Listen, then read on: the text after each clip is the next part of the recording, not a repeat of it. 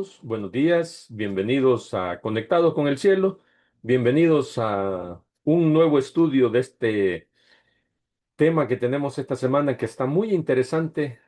Vamos a, antes de empezar, pues vamos a tener la oración como siempre lo hacemos durante cada uno de los estudios que tenemos acá en Conectados con el Cielo. Padre nuestro que estás en los cielos, gracias.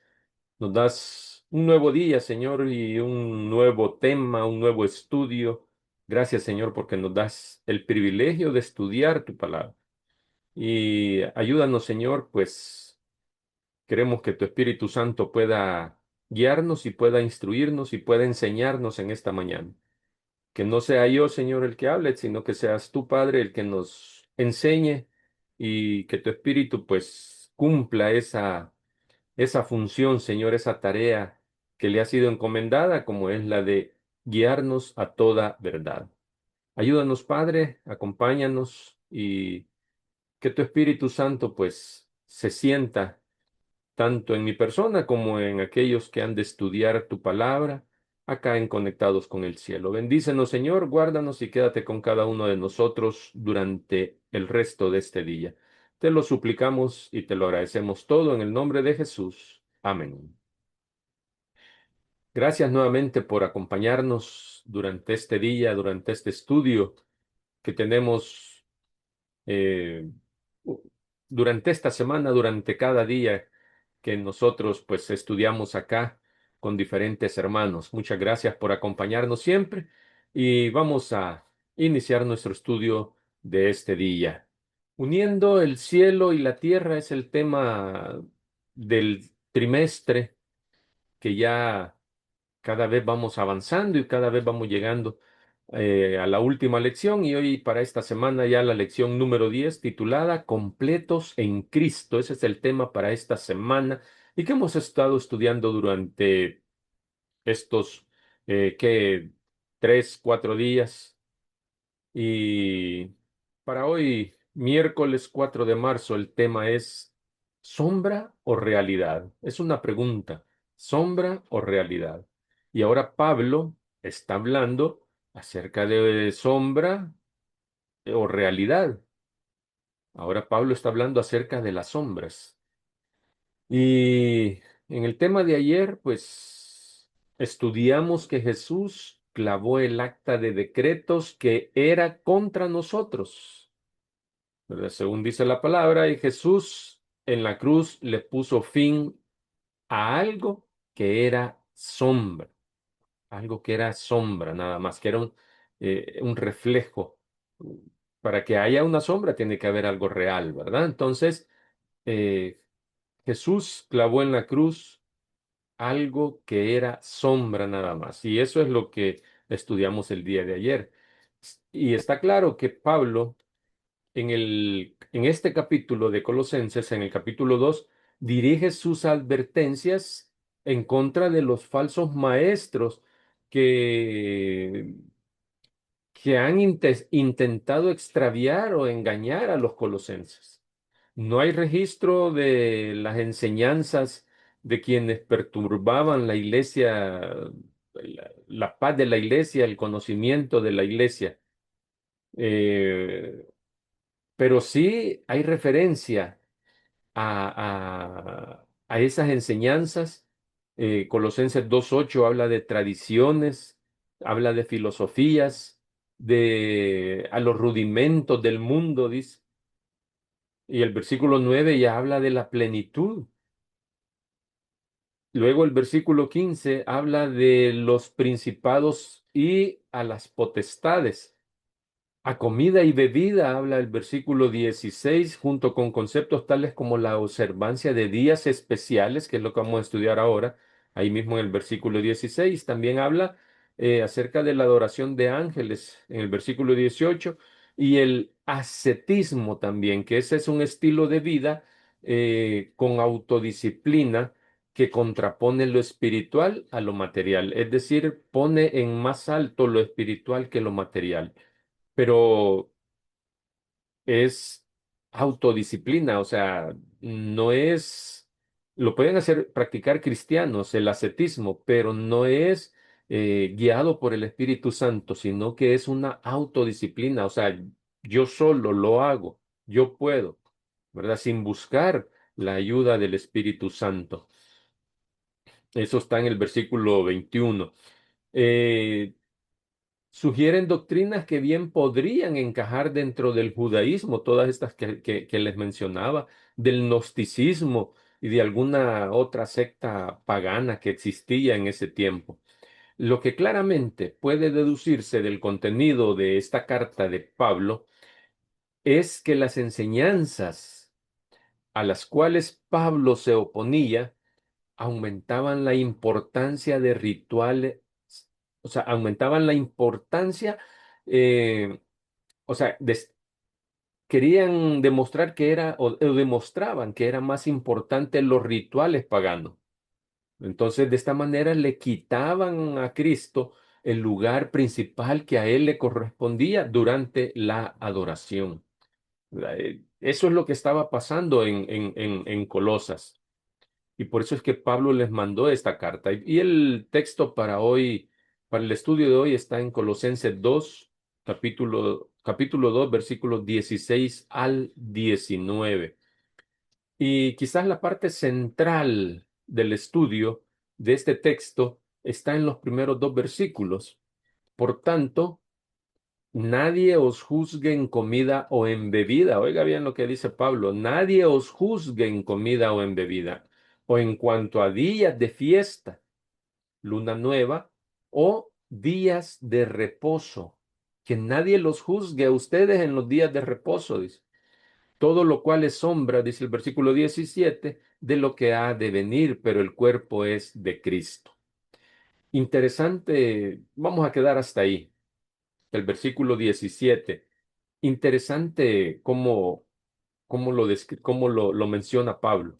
Y es que algunas denominaciones, algunos cristianos de otras denominaciones, usan este texto bíblico que acabamos de leer para afirmar que Pablo está anulando la diferencia, primeramente, entre carnes inmundas y limpias, que se mencionan o que está escrito en Levítico 11. Eso decía el versículo 16, ¿verdad? Que nadie os juzgue en comida o en bebida. Entonces, cuando estos cristianos de otras denominaciones se agarran de este versículo para decir que ya no hay, que nadie lo debe juzgar a usted por lo que come o por lo que bebe. Eso hace que un cristiano se sienta libre de comer cualquier cosa, entonces, cualquier clase de carne. Pero en ninguna manera Pablo estaba haciendo eso. Y basta con ver el contexto de este capítulo, ya que en ningún versículo Pablo menciona los alimentos. Entonces, ¿cómo es posible que ahora Pablo en el versículo 16 va a venir a decir, nadie os juzgue en comida o en bebida? En ninguna otra parte del capítulo, del contexto en el que está Pablo hablando, en ninguna parte él menciona los alimentos. Entonces, el contexto nos debe llevar a otra interpretación. Lo que les dice Pablo es que no presten atención a quienes los critican por no cumplir con reglamentos humanos que podrían ser de origen judío o de los gnósticos que estaban bien eh, ahí metiéndose con los cristianos o de los paganos también, ¿verdad? Reglamentos humanos. Eso es lo que les está diciendo Pablo, que, que, que, que no presten atención a quienes los critican por no cumplir los reglamentos humanos, ¿verdad? Reglamentos que el humano no necesita observar porque son reglamentos de hombre. Entonces, el ser humano, los cristianos no tenían por qué estar cumpliendo esos reglamentos. Y aparte de eso, era algo que no estaba en la Biblia, sino que eran de origen judío, gnósticos, de lo que había en ese tiempo, ¿verdad? Entonces, para que nos quede un poquito más claro de lo que Pablo está hablando aquí, voy a leer lo que dice el comentario bíblico adventista, que es con el cual nos apoyamos también para poder estudiar la palabra de Dios. Y dice el comentario bíblico adventista sobre esta frase, en comida o en bebida, como lo dijo Pablo. Las palabras griegas, dice el comentario bíblico, las palabras griegas usadas aquí, brosis y posis, se refieren más a la manera de comer y beber que a lo que se bebe y se come. Más a la forma en que se come y se bebe, más que a lo que se está bebiendo o comiendo. A eso se refieren estas palabras griegas. Entonces, hay varias interpretaciones en cuanto al significado de esta frase. Algunos sugieren que se refiere a alimentos y bebidas presentados como parte del sistema ceremonial judío. Algunos lo interpretan así, dice el comentario bíblico adventista. Otros, notando el contexto de la carta, del libro de Colosenses, piensan más bien que tiene que ver con instrucciones o prohibiciones añadidas por los falsos maestros judaizantes o gnósticos que estaban en ese tiempo. Eso es lo que dice el comentario bíblico adventista respecto a la frase en comida o en bebida, que nadie os juzgue, ¿verdad? No se refiere exactamente a la comida, a que ya estaba Pablo ahí contradiciendo lo del Levítico 11, diciendo que ya se podía comer cualquier cosa. Nada de eso. ¿Verdad? Entonces, debemos tener claro esto para poder conversarlo y explicarlo a aquellas personas que usan este texto bíblico eh, para decir que se puede comer cualquier carne, por ejemplo. Bien, luego Pablo escribió a la parte final del versículo 16, él continuó escribiendo, que nadie os juzgue, dijo en comida o en bebida, a días de fiesta, luna nueva o días de reposo. Y el versículo 17 comienza diciendo, todo lo cual dijo, haciendo referencia a esto que estaba mencionando, todo lo cual dijo es sombra de lo que ha de venir. O sea, todo lo que se refiere el versículo 16, Pablo lo estaba haciendo de manera simbólica y por eso dice el versículo 17, todo lo cual, dice Pablo, es sombra de lo que ha de venir.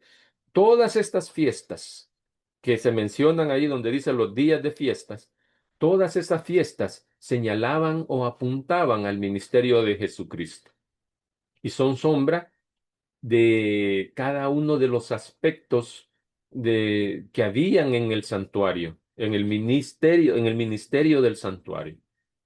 Y todo esto se basaba en el plan de salvación, porque en el santuario lo que simboliza, todo está ahí representado, es el plan de salvación. Y estas fiestas se mencionan en Levítico 23. Ahí se describen las fiestas solemnes a Jehová. Y estas fiestas son seis fiestas las que en Levítico Jehová le dijo a Moisés. Eh, Le dijo la fiesta de las Pascuas, que también está en Números 28:16. Pero ya en Levítico 23, ahí también se mencionan. La fiesta de los panes sin levadura también está, aparte de Levítico 23, también está en Números 28:17. La fiesta de la siega o la fiesta de las semanas o la fiesta del Pentecostés. Eso está en Éxodo 23:16, en Número 28:26 y también se menciona en Apocalipsis 2:1. También está en Levítico 23. La fiesta número 4 es la fiesta de las trompetas. Eso está en Números 29:1. La número 5, el día de la expiación, número 29:7. Y la sexta, es la fiesta de la cosecha o la fiesta de los tabernáculos o la fiesta de las cabañas. Eso está en Éxodo 23:16 y también aquí en Levítico 23, como decíamos. Entonces, ¿por qué es importante conocer este tema de las fiestas solemnes a Jehová? ¿Por qué es importante? Bueno, según el estudio que estamos teniendo hoy miércoles, principalmente es importante porque se mencionan los días de reposo. Y esa es la parte que nos vamos a profundizar un poco en este estudio. No vamos a estudiar cada fiesta porque no es el tema de esta semana ni del día de hoy, sino que es los días de reposo que menciona ahí Pablo en el versículo 16. Porque así como dijimos anteriormente que no juzguen lo que coman, a lo que beben, que no dejen o que no hagan caso a los que juzgan por lo que comen o beben, también no hay que hacer caso a los que juzgan por los días de reposo que menciona el versículo 16. Y ahora muchos cristianos de otras denominaciones también enseñan que el día de reposo fue clavado en la cruz, ¿verdad? Porque se agarran de este texto. Entonces ellos dicen, ya ven, ahí dice que no hay que guardar ya el sábado, ya fue clavado en la cruz. Eso es lo que ellos dicen, ¿verdad? Pero ese estudio lo tuvimos el día de ayer, cerca de lo que fue clavado en la cruz. Eh, entonces ellos enseñan erróneamente, ¿verdad? Y Pablo enseñan erróneamente que Pablo da a entender que nadie debe juzgar sobre los días de reposo. Es decir, que nadie te debe juzgar si los guardas o no los guardas, ¿verdad? O que ya no está vigente y que ya fue clavado en la cruz, como decíamos. Aquí Pablo está haciendo referencia a los sábados ceremoniales, no a los sábados del séptimo día, ¿verdad? A los sábados que corresponden al séptimo día de la semana. Pablo no está haciendo referencia a los sábados del séptimo día de la semana, sino que a los sábados ceremoniales. Y este tema es muy interesante y también debemos conocerlo, ¿verdad? Entonces, ya vimos que eran 6 fiestas, fiestas, fiestas solemnes, como le llaman, fiestas solemnes a Jehová. Entonces, eran 6 fiestas. Y dentro de esas 6 fiestas se mencionan 7 sábados ceremoniales, 7 días sábados ceremoniales que podían caer cualquier día de la semana. Podía caer lunes, martes, miércoles, jueves, viernes, incluso sábado y podía caer también domingo. Esos son los sábados ceremoniales, ¿verdad? Entonces, si leemos Levítico 23, ahí encontramos cuando hace referencia a los días de la santa convocatoria en la fiesta solemne, días de santa convocación en la fiesta solemne. Y vamos a ver cada uno de estos sábados. Levítico 23, 6 al 8, ahí habla de la fiesta de los panes sin levadura. Y dice que el primer día era de santa convocación. Y habían 7 días después de ofrenda, donde el último día era santa convocación también. Entonces, el primer día y, y, y después de 7 días, ¿verdad? El último día de los 7, esos 2 días eran días de santa convocación y podía caer cualquier día de la semana y eran considerados como, oiga, eran considerados como los días de reposo. ¿Por qué? Porque la orden era que en esos días de santa convocación nadie podía hacer trabajo de siervo, dice ahí la palabra de Dios. La otra fiesta donde se mencionan un día de santa convocación está en Levítico 23:10 y es la fiesta de la siega. Y en el versículo 21, y ahí explica todo lo que tienen que hacer. Y el versículo 21, ahí menciona el día de santa convocación, que podía caer cualquier día de la semana. Y era considerado también como un día de reposo. Nadie podía trabajar en ese día. La otra fiesta, Levítico 23-24, la fiesta de las trompetas. Había un día de santa convocación. Y allí está en Levítico 23-24. Ahí lo podemos leer. Había un día de santa convocación. Podía caer cualquier día de la semana y también era considerado un día como un día de reposo. Levítico, ya llevamos cuatro días de santa convocación. Levítico 23-27, el día de la expiación. Ese era un solo, era un día de santa convocación y podía caer, como hemos dicho, cualquier día de la semana y era considerado como un día de reposo también. Y luego está también Levítico 23-34, donde habla acerca de las fiestas de los tabernáculos. Y los versículos 35 y 36 mencionan días de santa convocación, mencionan 2 días ahí. Entonces, y que podían caer cualquier día de la semana y eran considerados como días de reposo. Estos son los días de reposo ceremoniales porque estaban relacionados o incluidos dentro de las fiestas solemnes de Jehová. Y ningún trabajo de siervo se podía hacer en esos días de reposo ceremoniales, en esos días de santa convocación. Ningún trabajo de siervo, ¿verdad? Se podía hacer cada uno. Porque si alguien era encontrado haciendo trabajo, entonces ahí mismo dice que también iba a ser castigado, incluso hasta podía ser, tenía que morir. ¿Verdad? Entonces, esos son los 7 días de santa convocación mencionados en las fiestas solemnes a Jehová. Espero que hayamos comprendido los días ceremoniales, los días de reposo ceremoniales que están dentro de las fiestas solemnes a Jehová.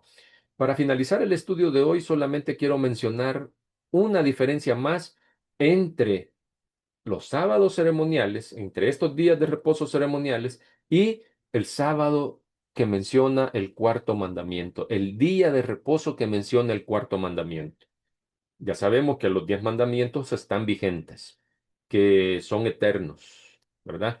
Entonces, el sábado del cuarto mandamiento, y ahorita vamos a ver la última diferencia. El sábado del cuarto mandamiento es un sábado, un día de reposo que señala a Jesús como creador del universo. Y eso no puede ser sombra, no puede ser sombra de nada. Y eso fue establecido desde la creación. Dice Éxodo 20:11, porque en 6 días hizo Jehová los cielos y la tierra, el mar. Ahí habla de la creación, de todo lo que Dios creó. ¿Verdad? Ese es el sábado del cuarto mandamiento, el que señala a Jesús como creador del universo. Como creador.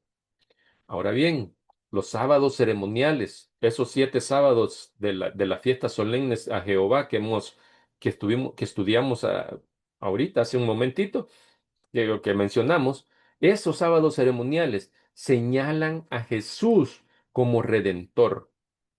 Y por eso es que dice Pablo que son sombra de lo porvenir, son sombra del ministerio de Jesús, de su sacrificio por cada uno de nosotros.